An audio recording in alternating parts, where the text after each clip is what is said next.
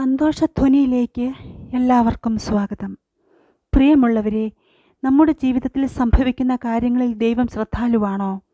ദൈവം അത് കാണുന്നില്ലേ, അതോ നമ്മളെ ശ്രദ്ധിക്കുന്നില്ലേ എന്ന് ചിലപ്പോഴെങ്കിലും നാം ചിന്തിക്കുകയും നമ്മൾ വിശ്വാസമില്ലാതെ സംശയിക്കുകയും ചെയ്യുന്നു. ദൈവത്തിനെതിരായ നിരന്തരമായ മത്സരത്തിന് ദൈവത്തിൻ്റെ ന്യായവിധി നേരിടേണ്ടി വന്നപ്പോൾ ഇസ്രായേൽ അവരുടെ പോരാട്ടങ്ങൾക്കിടയിൽ ദൈവത്തോട് ചോദിച്ച ചോദ്യങ്ങളാണിവ. തൻ്റെ ജനത്തിനെതിരെ വരാനിരിക്കുന്ന കർത്താവിൻ്റെ കോപത്തെക്കുറിച്ചും തുടർന്ന് കൃപയെയും കരുണയെയും കുറിച്ചും യെശയ്യാവ് ദൈവജനത്തോട് പറയുന്നു. പ്രിയമുള്ളവരെ, നിങ്ങൾ നിരാശയിൽ തകർന്നിരിക്കുന്നവരാണോ?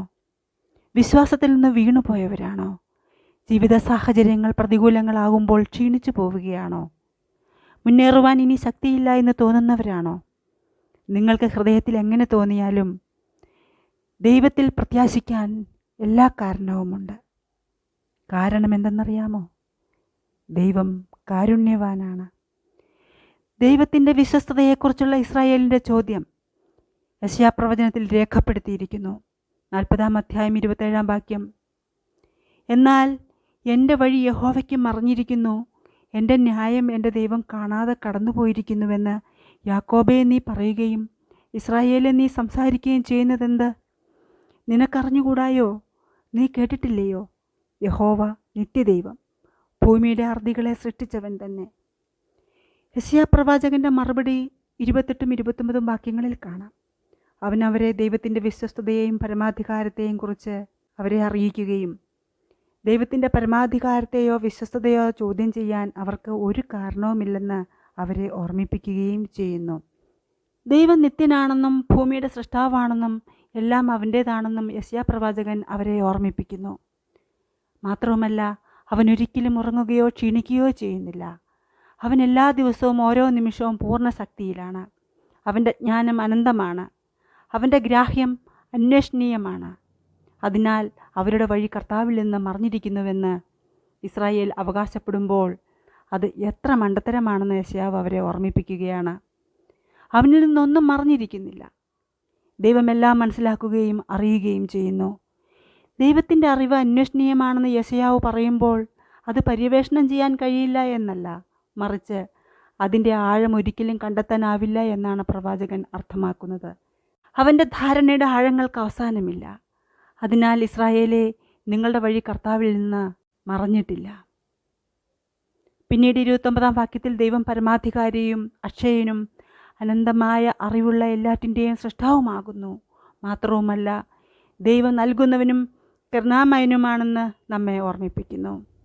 അവൻ ക്ഷീണിതർക്ക് ശക്തി നൽകുന്നു, ശക്തിയില്ലാത്തവർക്ക് അവരുടെ ശക്തി വർദ്ധിപ്പിക്കുന്നു.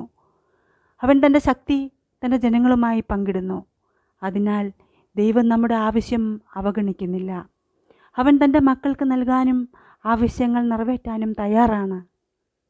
ശ്രദ്ധിക്കുക, നമ്മുടെ കഷ്ടപ്പാടുകൾക്കിടയിലും നാം കർത്താവിനായി ക്ഷമയോടെ കാത്തിരിക്കേണ്ട സമയങ്ങളുണ്ട്. അങ്ങനെയുള്ള സാഹചര്യങ്ങളിലും നിമിഷങ്ങളിലും ദൈവം നമ്മെ കാണുന്നുവെന്നും നമ്മെക്കുറിച്ച് കരുതുന്നുണ്ടെന്നും നാം ഓർക്കണം. അവൻ നമ്മുടെ നന്മയ്ക്ക് വേണ്ടി പ്രവർത്തിക്കുന്നുവെന്നും ഓർക്കുക. പ്രിയമുള്ളവരെ, ദൈവം ആരാണെന്നും അവൻ എന്തു ചെയ്യുമെന്നും അറിയുമ്പോൾ നിരാശയുടെ വക്കിലായിരിക്കുമ്പോഴും നിരുത്സാഹപ്പെടുകയും തളർന്നു പോവുകയും ചെയ്യുമ്പോഴും എല്ലാം ദൈവത്തെങ്കിലേക്ക് നിങ്ങളുടെ കണ്ണുകൾ ഉയർത്തുക. നിങ്ങൾക്ക് ആവശ്യമുള്ളത് ദൈവത്തെയാണ്. പ്രശ്നങ്ങൾക്കിടയിൽ നാം എല്ലാവരും മറന്നു പോവുകയാണ് ദൈവത്തിൻ്റെ കരുതലിനെക്കുറിച്ചും ദൈവത്തിൻ്റെ ശക്തിയെക്കുറിച്ചുമെല്ലാം. പലപ്പോഴും ചോദ്യങ്ങൾ ചോദിച്ചുകൊണ്ടേയിരിക്കുകയാണ്. ദൈവത്തിൽ വിശ്വസിച്ച് ദൈവകൃപയിൽ ആശ്രയിച്ച് ദൈവിക സ്നേഹം അനുഭവിച്ചറിയുവാൻ നമുക്ക് കഴിയണം. ദൈവവചനം വായിക്കേണ്ടതിൻ്റെയും കേൾക്കേണ്ടതിൻ്റെയും ആവശ്യകത പുതിയ വിവരങ്ങൾ ആവശ്യമുള്ളത് കൊണ്ടല്ല, മറിച്ച് സത്യമാണെന്ന് നമുക്ക് ഇതിനകം അറിയാവുന്ന കാര്യങ്ങൾ വളരെ വേഗത്തിൽ മറന്നു പോകുന്നത് കൊണ്ടാണ്. ശ്രദ്ധിക്കുക, എന്താണ് നാം ഓർക്കേണ്ടത്? ഒന്നാമതായി, ദൈവം നിത്യനാണ്. നമ്മൾ കാണുന്നതെല്ലാം ഇപ്പോൾ ഈ വർത്തമാന നിമിഷം മാത്രമാണ്. ദൈവം അങ്ങനെയല്ല. ദൈവം സമയത്തിൽ ഒതുങ്ങി നിൽക്കുന്നില്ല. ദൈവം എല്ലായിടത്തും ഒരേ സമയം ഒരുപോലെ സന്നിഹിതനാണ്. അവൻ എപ്പോഴും നമ്മുടെ മുൻപിലുണ്ട്. അതിനാൽ സമയപരിധിക്കനുസരിച്ച് കാര്യങ്ങൾ ഒത്തുവരുന്നില്ലെങ്കിൽ നമ്മൾ ഒരിക്കലും പരിഭ്രാന്തരാകരുത്. നമ്മുടെ ഉദ്ദേശം ദൈവം സ്വന്തം രീതിയിൽ നടപ്പിലാക്കുന്നു. രണ്ടാമതായി, ദൈവം സൃഷ്ടാവാണ്. അവനെല്ലാം സൃഷ്ടിച്ചു. അവന് ശക്തി കുറവില്ല. അവനെല്ലാം സൃഷ്ടിച്ചിട്ടുണ്ടെങ്കിൽ അതിലേതെങ്കിലും നിയന്ത്രണത്തിന് അതീതമാണെന്ന് നാം ഒരിക്കലും വിഷമിക്കേണ്ടതില്ല. അടുത്തതായി, ദൈവം ക്ഷീണിതനല്ല. നമുക്ക് എപ്പോഴും വിശ്രമം ആവശ്യമാണ്. നമ്മുടെ ജീവിതത്തിൻ്റെ 1/3 നാം ഉറങ്ങുന്നു. നമ്മൾ ക്ഷീണിതരാകുന്നു. പക്ഷേ ദൈവം ഒരിക്കലും ക്ഷീണിതനല്ല. നിന്നെ കാക്കുന്നവൻ മയങ്ങുകയില്ല. ഇസ്രായേലിൻ്റെ പരിപാലകൻ മയങ്ങുകയുമില്ല, ഉറങ്ങുകയുമില്ല. ദൈവം എപ്പോഴും ഉണർന്നിരിക്കുന്നു. എന്നെ കേട്ടുകൊണ്ടിരിക്കുന്ന പ്രിയ ദൈവത്തിൻ്റെ പൈതലേ, നിങ്ങൾ ഏതെങ്കിലും തരത്തിലുള്ള പ്രശ്നങ്ങളുടെ മധ്യേ നിരാശയിലായിരിക്കുന്നുവോ? നിരാശപ്പെടാതെ ദൈവത്തിലേക്ക് നോക്കുക. അവരാരാണെന്ന് ഓർക്കുക. ദൈവത്തിൻ്റെ സ്നേഹത്തെ അറിയുക. നിരാശയിൽ നിന്ന് ദൈവത്തിൻ്റെ നാമമഹത്വത്തിനായി നീങ്ങുക. യെശയ്യാപ്രവചനം 40 മുതലുള്ള വാക്യങ്ങൾ ഞാൻ വായിക്കാം. ബാല്യക്കാർ ക്ഷീണിച്ച് തളർന്നു പോകും, യൗവനക്കാരും ഇടറി വീഴും. എങ്കിലും യഹോവയെ കാത്തിരിക്കുന്നവർ ശക്തിയെ പുതുക്കും. അവർ കഴുകന്മാരെ പോലെ ചിറകടിച്ച് കയറും. അവർ തളർന്നു പോകാതെ ഓടുകയും ക്ഷീണിച്ചു പോകാതെ നടക്കുകയും ചെയ്യും. കാത്തിരിപ്പിൻ്റെ അർത്ഥം എന്താണ്? ദൈവം തൻ്റെ വാഗ്ദാനങ്ങൾ പാലിക്കുമെന്നുള്ള ആത്മവിശ്വാസം. സംശയിക്കാൻ കാരണമുണ്ടെങ്കിൽ പോലും ദൈവത്തിൽ വിശ്വാസം അർപ്പിക്കുക എന്നതാണ് ഇതിനർത്ഥം. ദൈവത്തിൻ്റെ വാഗ്ദാനങ്ങൾ ഇതുവരെ നിവൃത്തിയേറിയിട്ടില്ലാത്തപ്പോഴും അവ സത്യമാണെന്ന് വിശ്വസിക്കുക.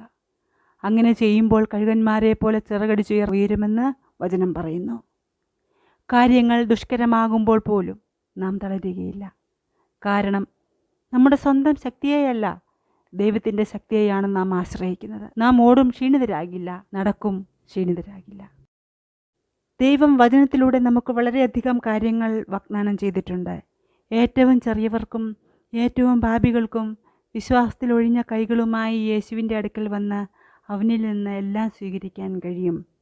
ഒരു പുതിയ ഹൃദയം, ഒരു പുതിയ ഭാവി, അവൻ്റെ കുടുംബത്തിലേക്കുള്ള ദത്തെടുക്കൽ, അങ്ങനെ പലതും. സുവിശേഷത്തിലൂടെ നമുക്ക് ലഭിച്ച അവൻ്റെ വിലയേറിയതും അതിമഹത്വമായ വാഗ്ദാനങ്ങളെക്കുറിച്ച് വിശുദ്ധ പത്രോസ് എഴുതിയ 2-ാം ലേഖനം 1-ാം അധ്യായത്തിൽ സംസാരിച്ചിരിക്കുന്നു. സുവിശേഷത്തിൽ നാം നമ്മുടെ പ്രത്യാശ അർപ്പിക്കുമ്പോൾ നമുക്ക് വ്യക്തികളായും സഭകളായും മുന്നോട്ട് പോകുവാൻ കഴിയും. അത് നമ്മുടേതായ ശക്തിയോടെയല്ല, മറിച്ച് ദൈവത്തിൻ്റെ ശക്തിയിലായിരിക്കും. ക്ഷീണിതരായ വിശ്വാസികൾക്കുള്ള ഏക പ്രതീക്ഷ ദൈവത്തിൻ്റെ സുവിശേഷ വാഗ്ദാനങ്ങൾക്കായി കാത്തിരിക്കുക എന്നതാണ്. ക്ഷീണിതരായവർക്ക് സഹിച്ചു നിൽക്കുവാനും മുന്നേറാനും സഹായിക്കുന്നത് ദൈവവും അവൻ്റെ സുവിശേഷവുമാണ്.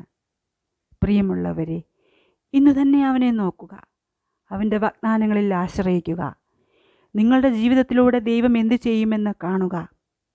മാനസാന്തരപ്പെട്ട് തെറ്റുകളെ ഉപേക്ഷിക്കുക. ദൈവസന്നിധിയിലേക്ക് തിരിയുക. നമുക്ക് പ്രാർത്ഥിക്കാം.